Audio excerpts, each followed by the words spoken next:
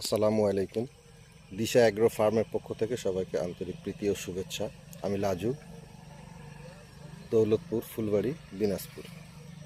আমি আজকে আপনাদেরকে মাসকলাই উত্তোলন দেখাবো।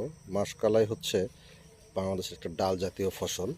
তো আমাদের গ্রাম এলাকাতে আগে প্রচুর পরিমাণে মাসকলাই হতো, মানুষ প্রতি বাড়িতেই মাসকলাই আবাদ হতো, চাষ হতো। কিন্তু বর্তমানে মাসকলাইয়ের আর কোনো বাণিজ্যিক চাষ আমাদের এলাকায় হয় না, কেউ করেও না।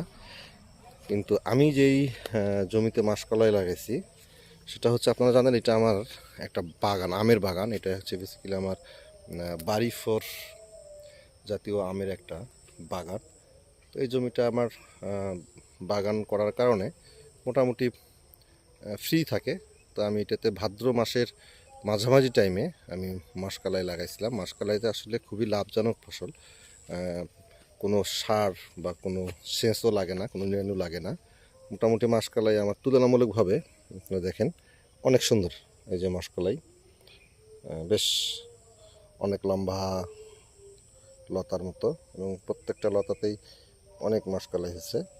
তো এটা যে জমিতে আমি লাগাইছিলাম মাসকলাইটা, এটা আসলে এমন ঘাসের একটা জমি। এখানে আমার যেহেতু চাষবাস কম করা হয়, এখানে মোথা জাতীয় ঘাস, সম্ভবত আমাদের এলাকায় যেটাকে কেল্লা ঘাস বলা হয়, তো এমন পরিমাণে ঘাস ছিল বা আছে এখনও, যে ঘাসগুলো আপনারা দেখেন 20 ইঞ্চি থেকে 18 ইঞ্চি পর্যন্ত লম্বা এই ঘাস।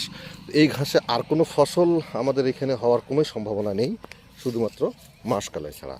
তো সেই মাসকলাই আমি চাষ দেওয়ার পরে, মাসকলাই বপনের পরে প্রচুর পরিমাণে ঘাস। তো আপনারা দেখেন এই ঘাসের মধ্যে কিন্তু এই মাসকলাইটা অনেক সুন্দর হয়েছে, এবং কোনো খরচ ছাড়া। আমি জাস্ট একটা স্প্রে দিয়েছিলাম। আর এই যে ঘাস, আমার মোটামুটি যে ঘাসটা, সেটা কিন্তু মাসকলাইয়ের কারণেই ঘাসগুলো কিন্তু ওষুধ দিয়েও কাজ হয় না। সেই ঘাস কিন্তু আমার অটোমেটিকলি দেখেন এই যে পচে পচে গেছে। অর্থাৎ ঘাসের উপরে যখন মাসকলাই উঠে গেছে, মাসকলাইয়ের গাছ, তখন কিন্তু এই ঘাসগুলো দেখেন পচে গেছে। অর্থাৎ আমার ওষুধ দিয়েও কিন্তু এত ভালো কাজ হয় না, অনেক বড় বড় ঘাস। তো এই ঘাসের মধ্যে এই অবস্থায় বাংলাদেশে আমার মনে হয় যে আর কোনো ফসল এভাবে বিনা খরচেই হওয়ার সম্ভাবনা খুবই কম।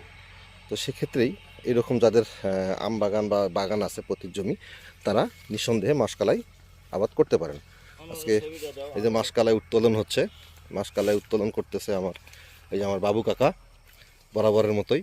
বাবু কাকা তো আছেই, আর তার সাথে আরিফুরও আছে।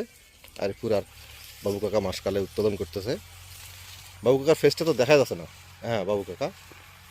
আর আজকে অবশ্য নতুন আসছে আমাদের আনোয়ার। আনোয়ার একদমই নতুন, আজকে নতুন। তো এই হলো মাসকলাই। আর মাসকলাইয়ের প্রচুর দাম। আমি গত বছরও করছিলাম এই জমিতে, প্রায় পাইকারি আমি 5,000 টাকা মন বিক্রি করছিলাম। মাসকলাই কিন্তু মোটামুটি আমাদের এলাকাতে 160, 100-150 টাকার উপরেই বিক্রি হয় পার কেজি খুচরা। তো সেই হিসাবে এরকম যাদের পতিত জমি অর্থাৎ বাগান আছে, বাগানের নিচে জমিটা অযথা ফেলে না রেখে আমার মনে হয় যে মাসকলাই আবাদ করা যায় লাভজনক। যদি এই জমিতে 5 মণও মাসকলাই হয়, তাহলে মোটামুটি 25-30 হাজার টাকা ইনকাম করা সম্ভব। আর মাসকলাইতে তেমন কোনো খরচও নেই, নিড়ানিও দিতে হয় না, এবং কোনো সারও দিতে হয় না। তো আমার যে পরিমাণ ঘাস ছিল এই জমিতে, আমার দুইটা উপকার হয়েছে, যে আমার ঘাসটা মোটামুটি পচে গেছে, একদম দেখেন পচে গেছে ঘাস। অনেক ঘাস ছিল, যে ঘাস ওষুধ দিয়েও কন্ট্রোল হয় না, চাষ দিয়েও কন্ট্রোল হয় না। তো সেই ঘাসটা পচে গেছে, আর আবার মাসকলাইটাও আমার মাঝখান থেকে হয়ে গেছে। তো আমার মনে হয় যে এইভাবে মাসকলাই করা সম্ভব। যারা করতে চান তারা আমার এই বাগান ভিজিট করতে পারেন, অথবা ফোনে আমার সঙ্গে যোগাযোগ করলে আমি চেষ্টা করবো আপনাদেরকে, আমি যতটুকু জানি সেভাবে পরামর্শ দেওয়ার। তো সবাইকে ধন্যবাদ, সবাই দোয়া রাখবেন আমার জন্য। আসসালামু আলাইকুম।